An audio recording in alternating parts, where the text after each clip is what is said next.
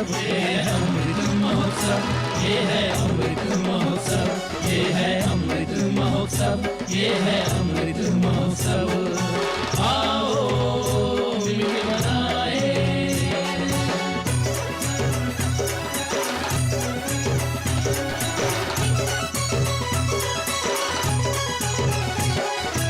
आजादी की ऊर्जा का है अमृत, नए नए विचारों का है अमृत, नए नए संकल्पों का है अमृत, आत्मनिर्भरता का ये अमृत। ये है अमृत महोत्सव, ये है अमृत महोत्सव, ये है अमृत महोत्सव, ये है अमृत महोत्सव। आओ मिलके मनाए।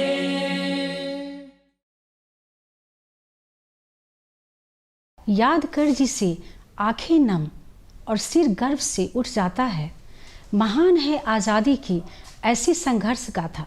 नमस्कार दर्शकों, मैं शशि आज के विशेष कार्यक्रम आज़ादी के अमृत महोत्सव में आपका बहुत बहुत स्वागत करती हूँ।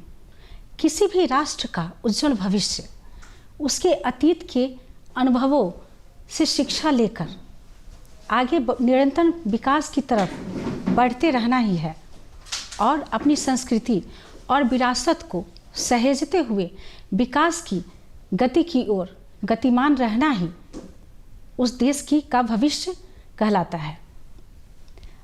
आज़ादी के 75 वर्ष पूरे होने पर भारत आज़ादी का अमृत महोत्सव मना रहा है। बीते 75 वर्षों में भारत ने हर क्षेत्र में विकास किए, बिना किसी के सहारा के बैलगाड़ी से लेकर चंद्रयान 2 तक का सफ़र तय किया। नई नई उपलब्धियां, आविष्कारों और तकनीकी विकास कर विश्व में अपनी एक अलग पहचान बनाई। आज हम चर्चा करने जा रहे हैं देश की संकल्प शक्ति और आत्मनिर्भरता के बारे में। इस विषय पर जानकारी देने के लिए आज हमारे साथ मौजूद है बहुत ही खास मेहमान चंद्रभूषण मिश्र जी।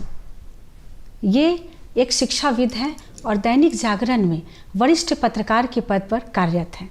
सर्वप्रथम मैं डीडी बिहार को बहुत बहुत धन्यवाद देता हूं, जिन्होंने मुझे इस परिचर्चा पर यहाँ शामिल किया है, और साथ साथ शशि जी आपको भी बहुत बहुत धन्यवाद। प्रश्न जो हमारी आत्मनिर्भरता और संकल्प शक्ति की जहाँ तक बात आती है, तो आज़ादी का अमृत महोत्सव हम सभी मना रहे हैं। इस आज़ादी के पीछे हमारी बहुत बड़ी कुर्बानी वह हमारी संकल्प शक्ति का ही आधार है। कहा जाता है जननी जन्मभूमिश्च स्वर्गादपि गरीयसी, जननी और जन्मभूमि स्वर्ग से भी बढ़कर होती है। और एक हमारा भारतवर्ष ही है जहां हम अपनी मातृभूमि को माँ के रूप में देखते हैं, और जहां माँ आती है, जहां ममता की प्रतिमूर्ति होती है, वहां कहा जाता है कि तन समर्पित, मन समर्पित और यह जीवन समर्पित, चाहता हूं देश की धरती तुझे कुछ और भी दूं। माँ तुम्हारा ऋण बहुत है मैं अकिंचन, किंतु इतना कर रहा फिर भी निवेदन, थाल में लाऊं सजा कर फाल जब भी, कर दया स्वीकार लेना वह समर्पण। यह समर्पण का जो भाव है वह हमारी संकल्प शक्ति का आधार है। रही बात हर मनुष्य, चाहे वह पशु हो या मनुष्य हो, सभी चाहते हैं आज़ाद रहना। नीड़ न दो चाहे टहनी का, आश्रय छिन्न भिन्न कर डालो, लेकिन पंख दिए हैं तो आकुल उड़ान में विघ्न न डालो। वह खूंटा से बढ़ा हुआ जो पशु भी है, पीढ़े में बंद पक्षी भी है, वह भी आज़ाद रहना चाहता है। आज हम इस आज़ादी के अमृत महोत्सव को मना रहे हैं। आज़ादी के 75 वर्ष बीत चुके हैं। हमने बहुत कुछ देखा है। इतिहास साक्षी है कि 200 वर्षों की गुलामी के बाद जो हमें आज़ादी मिली है, इसमें वह हमारी संकल्प शक्ति ही रही। देश के युवाओं ने अपनी बड़ी कुर्बानी दी है। और उस समय जब हमारा देश आज़ाद हुआ था, हालात ऐसी थी कि जिस समय देश का बंटवारा भी हो चुका था। हमने बहुत प्रयास किया दिनकर के शब्दों में कि माँ का आंचल फटा जा रहा, इन 2 टुकड़ों को सीना है, देखे कौन खून दे रहा, देता कौन पसीना है। लेकिन देश का तो बंटवारा हुआ, और बंटवारे के साथ हमारे यहाँ घोर गरीबी थी। बेरोजगारी थी, महामारी थी, दंगा था, फसाद था, उन विकट परिस्थितियों में हमने देश को संभाला। देश के प्रधानमंत्री, उस समय के तत्कालीन प्रधानमंत्री ने इस देश को संभालने के लिए अपना श्रम किया। आज उसके बूते भारत के नागरिकों ने अपने संकल्प शक्ति के आधार पर आज हम पहुंचे हैं 2022 में, और देश के वर्तमान प्रधानमंत्री की इच्छा शक्ति रही है जिसमें हमने आत्मनिर्भर भारत की कल्पना की है। सर, अभी आज़ादी का अमृत महोत्सव मनाया जा रहा है और इसमें अभी जो ये संकल्प शक्ति की जो झंडता है, आत्मनिर्भरता, संकल्प शक्ति, ये किस पीढ़ी में ज़्यादा देखने को मिल रही है आपको? शशि जी, आपने बहुत ही अच्छा प्रश्न किया। यह सबसे बड़ी बात क्या है कि यह संकल्प शक्ति और आत्मनिर्भरता की जहाँ बात आती है तो पीढ़ी में हम युवा पीढ़ी को हम मानते हैं कि देश की तरक्की, देश का विकास अगर संभव है तो युवाओं से ही संभव है, और हमारा युवा वर्ग की संकल्प शक्ति और उसकी आत्मनिर्भरता के कारण ही आज हमारा देश इतना तरक्की किया है, चाहे वह कोई भी दौर हो। अगर हम मानते हैं कि अगर अशिक्षा है हमारे यहाँ, तो शिक्षित वर्ग जो हमारा तैयार होता है, जिसे हम कहते हैं युवा पीढ़ी, जो हमारे देश की नींव है, वह उसी पर ही हमारा देश निर्भर करता है। चाहे टेक्नोलॉजी का दौर हो, चाहे वह रक्षा का हो, चाहे हमारी शिक्षा हो, हमारा स्वास्थ्य हो, इन तमाम हमारे देश की जो बुनियादी जो जरूरतें हैं, उसके लिए अगर देश में सबसे ज्यादा काम करने वाले होते हैं तो युवा होते हैं, और युवा को ही हम संकल्प शक्ति और आत्मनिर्भरता के बल पर देश की तरक्की को आधार मानते हैं। ऐसे तो अगर हम देखें एक उदाहरण के तौर पर कि अगर हम किसी मशीन को चलाते हैं तो हम मशीन को हम समझते हैं कि वह युवा है, और उसका बटन किसके हाथों में है, तो वह बुजुर्गों के हाथों में है। तो जितनी जरूरत बुजुर्गों की है उतनी ही जरूरत युवाओं की भी है, लेकिन युवा उस मशीन की भांति है जो वहां चलता है, खटता है, करता है, रिस्क उठाता है वो, लेकिन बुजुर्ग के हाथों में वह बटन है जो अपने अनुभव के आधार पर उसे चलाता है। तो दोनों का महत्व उतना है, लेकिन हम युवा पीढ़ी को सबसे बेहतर मानते हैं कि संकल्प शक्ति एवं आत्मनिर्भरता, जो आत्मनिर्भर भारत की हम कल्पना करते हैं, और वह आत्मनिर्भर भारत हम बन चुके हैं। आज वह विकासशील देश के रूप में हम हैं, लेकिन उन विकसित देशों के समक्ष हम सीना तान कर खड़े होते हैं। आज सारा विश्व हमारा उस नजरिए से देखता है, इसमें युवाओं की बहुत बड़ी भूमिका होती है। सर, आपने सही कहा कि युवा पीढ़ी का बहुत बड़ा रोल है इसमें। वर्तमान समय में देश की आत्मनिर्भरता के बारे में आपके क्या विचार हैं? शशि जी, जो आती है बात आत्मनिर्भरता, तो आत्मनिर्भरता में जो भारत की बात आती है, तो 2014 में भारत के प्रधानमंत्री आदरणीय नरेंद्र मोदी जी ने यह ऐलान किया था, आत्मनिर्भर भारत की परिकल्पना की। उन्होंने इस देश को दिया कि हमें अब आत्मनिर्भर भारत को बनाना है। हम सबसे बड़ा उदाहरण यह देते हैं, यह कोविड-19 का। जब कोविड-19 जब आया तो विश्व में यह महामारी के तरह इतना परेशान किया लोगों को, बहुत बड़ी समस्या लेकर आया, कितने लोगों की मौत हो गई। उन परिस्थितियों में, इस विकट काल में इस भारत ने क्या किया कि उसके पास वह संबल था जहां पर हमारा 125 करोड़ की इस आबादी को देश के प्रधानमंत्री ने चिंता का विषय बनाते हुए उसे कैसे रोका जाए, उसका उन्होंने एक प्लान बनाया। और सबसे बड़ी आत्मनिर्भर भारत का उदाहरण हम देंगे हमारी वैक्सीन।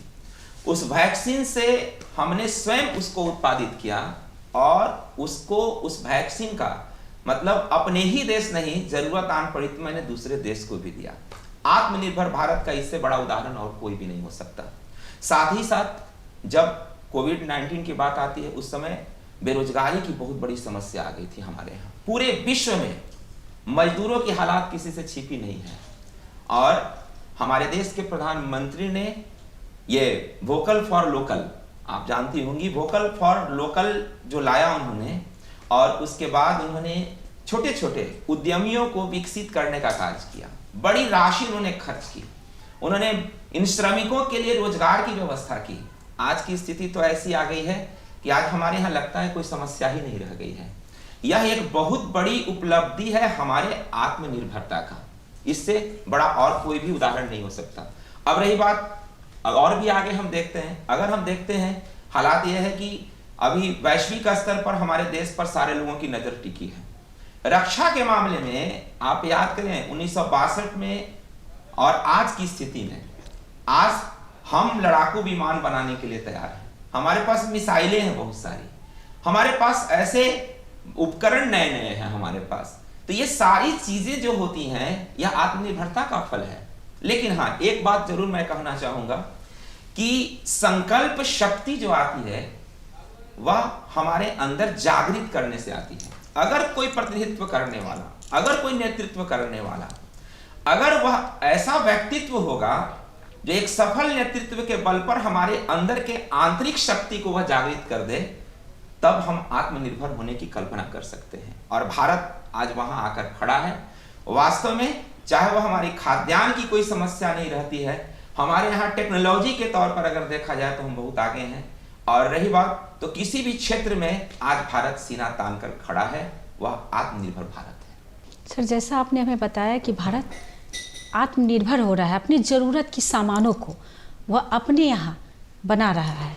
जैसे आपने बताया कि अभी अर्थव्यवस्था, कृषि जो है एक बहुत बड़ा माध्यम है जो हमारी अर्थव्यवस्था को प्रभावित करती है। जी जी। तो सर, आपसे ये जानना चाहूँगी कि इन दोनों का हमारे सामाजिक परिवेश पर क्या प्रभाव पड़ा है? शशि जी, ये सामाजिक दायरा की बात आती है संकल्प शक्ति और आत्मनिर्भरता के लिए, तो मैं एक बात बताना चाहता हूँ आपका कि सामाजिक तौर पर अगर हम एक बात कहना चाहेंगे कि संकल्प शक्ति, हमारा संकल्प शक्ति आज़ादी के 75 वर्षों के बाद, जैसा मेरा अपना मानना है कि इसमें कुछ क्षय हुआ है और आत्मनिर्भरता हमारी बढ़ी है।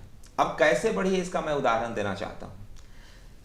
यह है कि जैसे जब हमारा देश आज़ाद हुआ तो हम आज़ादी की जब लड़ाई लड़ रहे थे तो वह हमारी संकल्प शक्ति थी। सामाजिक स्तर पर हमारे अंदर देश प्रेम की वह भावनाएं भरी गई थी। हमारा साहित्य हो, चाहे हमारे नेतृत्वकर्ता हो, सारे लोगों के अंदर एक था कि हम देशभक्ति का जज्बा पैदा करें अपने देशवासियों के अंदर।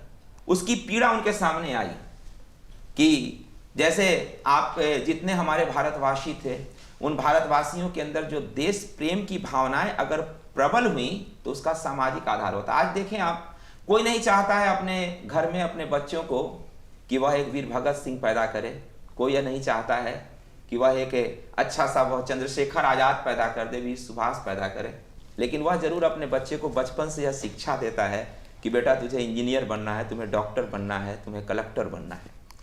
अगर सामाजिक दायरे की बात की जाए तो nation first, organisation next and individual last. सबसे पहले हमारा देश है और यह संकल्प शक्ति हमारे अंदर वह सामाजिक दौर पर था एक समय में, और वह संकल्प शक्ति हमारे अंदर क्षय अगर होता है तो हमारे कोर्सेज में, हमारी शिक्षा में कहीं ना कहीं हम कट रहे हैं उससे, जिससे हम टेक्नोलॉजी के तौर पे आत्मनिर्भर बन रहे हैं, एक बहुत बड़ा डॉक्टर बन रहे हैं, एक बहुत बड़ा इंजीनियर बन रहे हैं, लेकिन वह भावना कहाँ चली गई कि जिन हाथों से मैंने ब्रिटेन के लिए सामान बनाया था उन अंग्रेजों के जमाने में, दिल को मसल मसल मेहंदी रचता आया हूं यह देखो, एक एक अंगुल परिचालन में नासक टांडव को पेखो, विश्व मूर्ति हट जाओ यह विनाश सहे न सहेगा, टुकड़े टुकड़े हो जाओगे नाश मात्र अवशेष रहेगा। यह सामाजिक दायरा थी, हमारे अंदर वह भावनाएं भरी थी, वह देशभक्ति की वह भावनाएं थी। लेकिन देश की आज़ादी के बाद विज्ञान के दौर में, टेक्नोलॉजी के दौर में हमारे विद्यार्थी तो बहुत आगे बढ़े, लेकिन नैतिकता का अभाव हुआ, सामाजिक दायरा हमारा दिन प्रतिदिन सिकुड़ता चला गया। तो इसमें हम यह कहना चाहेंगे कि सामाजिक स्तर पर भी इसका संकल्प शक्ति में अपने देश के प्रति प्रेम की भावना के लिए हमें फिर से कुछ करने की और भी जरूरत है, और वह भावना आज अगर भरी जाए तो बेहतर होगी। इसका उदाहरण भी एक दूंगा, एक अच्छा सा उदाहरण भी है कि भारत के प्रधानमंत्री ने जब कोई भी ऐलान किया है तो उसको मानने के लिए हमारी जनता यहां तैयार हुई है। आज देखिए आप, अगर हम स्वच्छता की बात करते हैं, उन्होंने जैसे ही ऐलान किया तो आज सारा भारतवर्ष आज स्वच्छता की बात करता है। कल तक, आज गांव तक भी आप जाएंगे जहां पर गंदगी थी, आज उसे नजर नहीं आती है। यह क्या है? यह संकल्प शक्ति में सामाजिक दायरा को बढ़ाने के लिए एक भावना भरने की आवश्यकता है। वैसे ही भावनाओं को आज पुनः भरने की जरूरत है हमारे देश में। और नैतिकता का आधार एवं नैतिक शिक्षा की जानकारी इस टेक्नोलॉजी के दौर पर आज टूटते हुए अगर युवाओं के बीच वह भर दी जाए तो हमारा देश फिर विश्व गुरु ही नहीं, हमारा देश बहुत आगे होगा और मान और सम्मान के साथ साथ हमारा देश सिर ऊंचा कर कर पुनः सबके लिए पूजनीय और वंदनीय होगा। नेतृत्व दलों ने हमारे देश को कहाँ तक आत्मनिर्भर बनाया है सर, इस बारे में आप हमें कुछ बताएं। शशि जी, ये नेतृत्व बहुत बड़ी चीज होती है। अगर देश को हमें आत्मनिर्भर बनाना है तो एक सफल नेतृत्व की आवश्यकता होती है। आप कल्पना कीजिए कि जब संपूर्ण क्रांति हुई थी उस समय लोकनायक जयप्रकाश नारायण ने यही कहा था कि हमें क्रांति चाहिए, परिवर्तन चाहिए। देश जो विकट परिस्थितियों से अगर गुजर रहा है, अगर इस देश में भ्रष्टाचार है, अगर इस देश में गरीबी है, अगर बेरोजगारी है, तो इन तमाम चीज़ों से निजात पाने के लिए इस देश को चहुमुखी विकास की आवश्यकता है। हमें संपूर्ण क्रांति करने की आवश्यकता है। उन्होंने कहा कि अब मेरे हाथों में यह बागडोर नहीं, मैं इस अपने हाथों में बागडोर नहीं लेना चाहता, मैं चाहता हूं कि इसका नेतृत्व छात्र करें, युवा करें। लेकिन उन्होंने यह भी कहा, इसी गांधी मैदान में जब उन्होंने भाषण दिया था तो यह कहा था कि युवाओं ने मेरे ऊपर नेतृत्व सौंपा है, उन्हें यह विश्वास है कि मैं इस नेतृत्व को सफल ढंग से कर सकता हूं। तो अगर मुझे यह नेतृत्व मिला है तो मैंने उन युवाओं को यह कहा है कि मेरा निर्णय सर्वोपरि है, उसे आपको मानना पड़ेगा। तो एक नेतृत्वकर्ता ने एक बहुत बड़ा परिवर्तन का आधार बनाया। तो नेतृत्व में बहुत बड़ी ताकत होती है, नेतृत्व में बहुत बड़ा गुण होता है। आज हम वर्तमान स्थिति की बात करते हैं। हमारे देश में अगर नेतृत्व सफल रहा तो आज देखिए आप, चाहे वह टेक्नोलॉजी का हो क्षेत्र हो, चाहे वह अगर अंतरिक्ष में अगर हम आप चांद पर चढ़ने की बात, उतरने की बात करते हो, अगर हम ये रक्षा की बात करते हो, यह हर क्षेत्र में अगर देखा जाए तो हम देखते हैं यही कि हमारा भारतवर्ष जो है आज सबों के लिए सम्मान के दृष्टिकोण से देखा जा रहा है। समस्त लोगों की नजर टिकी हुई है। आज देश का प्रधानमंत्री कहीं भी पहुंचता है तो लोग उसका स्वागत कितने गर्मजोशी के साथ करते हैं। तो मैं स्पष्ट रूप से यह कहना चाहता हूं, मैं किसी संकीर्णता से अलग हटकर यह कहना चाहता हूं कि उस समय अपने देश का स्वाभिमान जगता है। हमारी आत्मनिर्भरता नेतृत्व पर निर्भर करती है, हमारी संकल्प शक्ति ये हमारी नेतृत्व पर निर्भर करती है। अगर कुशल नेतृत्व होगा तो निश्चित तौर पर देश विकास करेगा। इसलिए नेतृत्व बहुत ही महत्वपूर्ण है आत्मनिर्भरता के लिए और संकल्प शक्ति के लिए। एक शिक्षाविद के रूप में आप यह बताइए कि भारत विकास के क्षेत्र में कहाँ तक अग्रसर है। शशि जी, ये शिक्षा हमारी जो होती है वह तीसरी आंख है। और मैं ये जरूर कहना चाहूँगा कि अपने देश की तरक्की के लिए, आत्मनिर्भर भारत की कल्पना के लिए, संकल्प शक्ति के लिए हम एक पक्ष को कभी नज़रअंदाज नहीं कर सकते और वह है हमारी नारी जाति। और महिलाओं के लिए जो देश ने जो कार्य किया है, आप देखें पिछले इतने 75 वर्षों में वह परिवर्तन, कभी कल्पना हम किया करते थे कि नारी तुम केवल श्रद्धा हो, विश्वास रजत जग पगतल में, और पीयूष स्रोत सी बहा करो जीवन के सुंदर समतल में। आज देखिए स्त्री की स्थिति क्या है, आज महिलाओं की स्थिति देखिए क्या है। आज महिलाएं कदम से कदम मिलाकर चल रही हैं। आज चाहे वह हमारा कोई भी क्षेत्र हो, आज डिफेंस में है, महिलाएं सबसे आगे निकलकर वह आगे आ रही हैं। शिक्षा के क्षेत्र में महिलाएं सबसे आगे आ रही हैं। तो हम यह कहना चाहते हैं कि नेतृत्व भी महिलाओं के अंदर में है, कि ये महिला को भी सामने लाना है और ला रहा है। यह भारत आत्मनिर्भर भारत बनाने के लिए उसके संकल्प शक्ति को दृढ़ करना है। उनके अंदर वह भावनाएं आ रही हैं, क्योंकि हमारा देश तरक्की तभी करेगा जब हम बहन और भाई दोनों साथ साथ चलेंगे। तू चिनगारी बनकर रुड़ी जाग जाग मैं ज्वाल बनूं, तू बन जा हहराती गंगा मैं झेलम बेहाल बनूं। तो यहाँ पर स्थिति यह है कि इस देश ने महिलाओं का सम्मान किया है और आज ये महिलाएं कदम से कदम मिलाकर चल रही हैं।